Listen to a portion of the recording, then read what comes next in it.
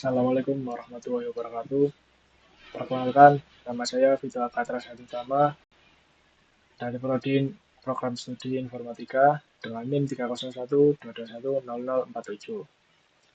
Sebelumnya, terima kasih yang sudah hadir dosen pembimbing saya, Bapak Doni Setio Pambudi, Eskom, Mkom, MJE.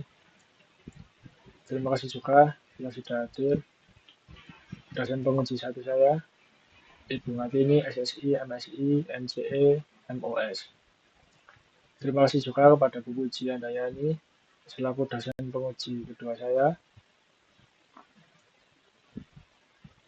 Baik, di sini saya akan mempresentasikan tentang penelitian saya yang berjudul Analisis Hubungan Kualitas Pembelajaran terhadap Prestasi Akademik Mahasiswa menggunakan data kuesioner, evaluasi dosen, dan nilai mata kuliah.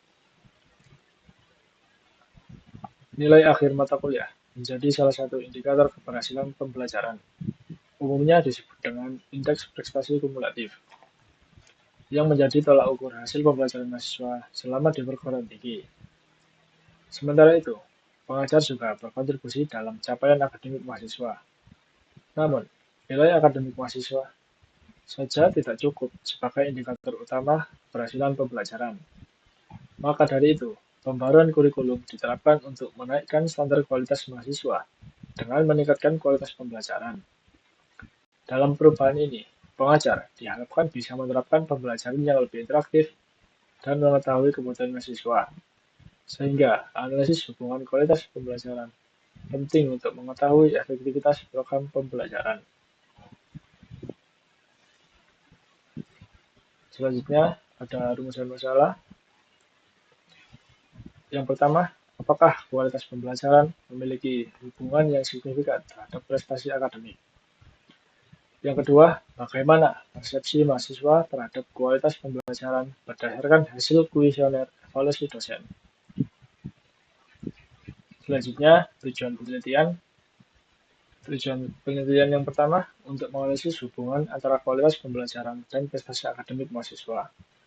Yang kedua, untuk mengetahui kualitas pembelajaran berdasarkan persepsi mahasiswa melalui hasil kuesioner evaluasi dosen. Selanjutnya, manfaat penelitian ini untuk mengetahui kualitas pembelajaran dan prestasi akademik di perguruan tinggi. Hasil penelitian ini dapat meningkatkan literatur mengenai hubungan antara persepsi mahasiswa terhadap kualitas pembelajaran dengan prestasi akademik. Yang kedua, untuk menjadi referensi kepada peneliti selanjutnya, khususnya yang berkaitan dengan penerapan pendekatan kuantitatif dan analisis sentimen berbasis natural language processing. Selanjutnya, metode penelitian ini. Untuk alur metode penelitian, yang pertama, pengumpulan data. Yang kedua, pemrosesan data. Proses untuk mempersiapkan data mentah agar siap digunakan. Yang ketiga, analisis statistika deskriptif.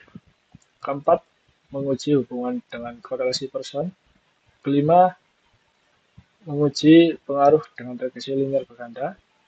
Keenam, penerapan natural language processing dengan model Doppler. Yang ketujuh, evaluasi hasil analisis. 8. Interpretasi hasil. Analisis deskriptif digunakan untuk menggambarkan distribusi persepsi mahasiswa. Korelasi person digunakan untuk menguji hubungan antar variabel, misalnya seperti korelasi antara IPD score dengan nilai mata kuliah. Untuk metode regresi linear berganda, untuk mengidentifikasi aspek pembelajaran yang paling berpengaruh terhadap nilai mahasiswa. Untuk analisis sentimen dengan natural language processing menggunakan model Doppler. Mengapa menggunakan model Doppler? Karena model ini dikembangkan khusus untuk bahasa Indonesia yang merupakan adaptasi dari model BERT. Model ini mampu mempelajari koneksi antara kata dan frasa dalam kalimat sehingga dapat menghasilkan terjemahan yang lebih akurat dan alami. Untuk alur penerapan natural language processing dengan model Doppler, 1. Pengumpulan data. Yang kedua, pre-processing data. Yang ketiga, labeling data untuk data positif, negatif, atau netral.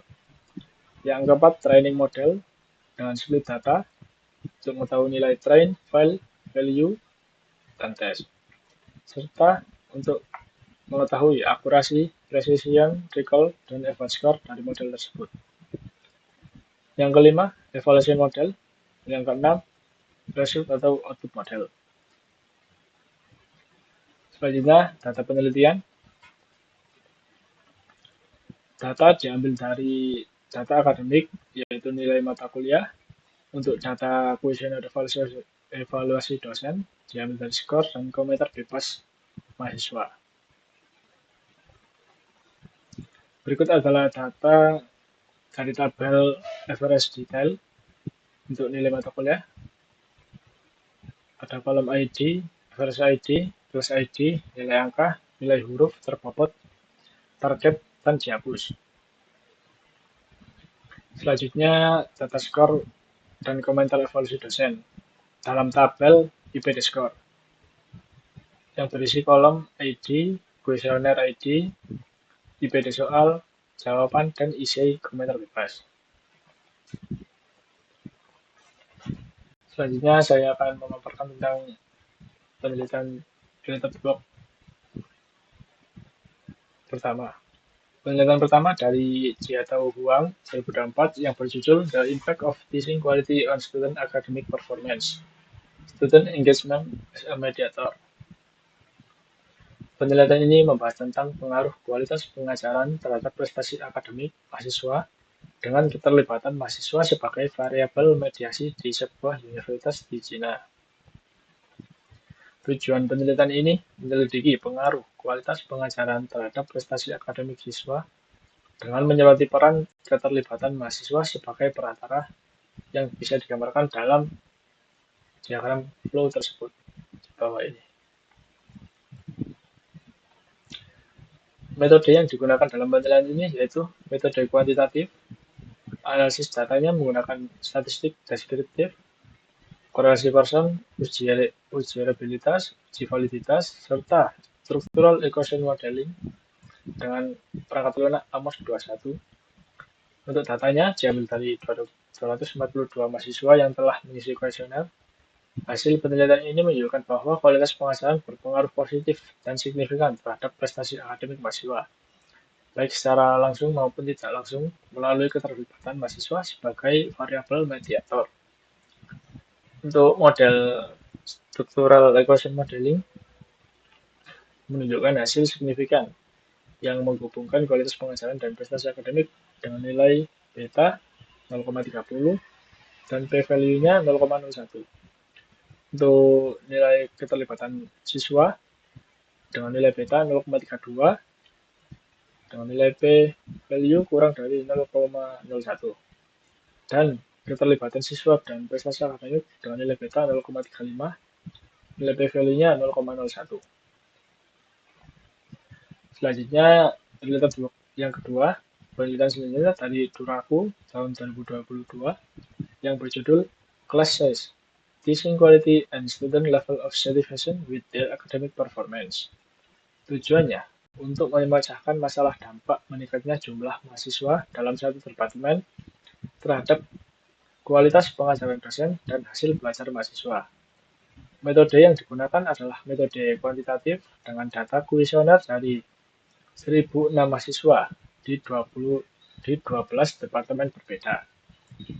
Data diproses dengan SPSS, Statistical Package of the Social Science, perangkat lunak yang sering digunakan untuk uji kuantitatif, dan analisis antar variabel dengan cost tabulation, serta uji chi-square untuk standar deviasinya.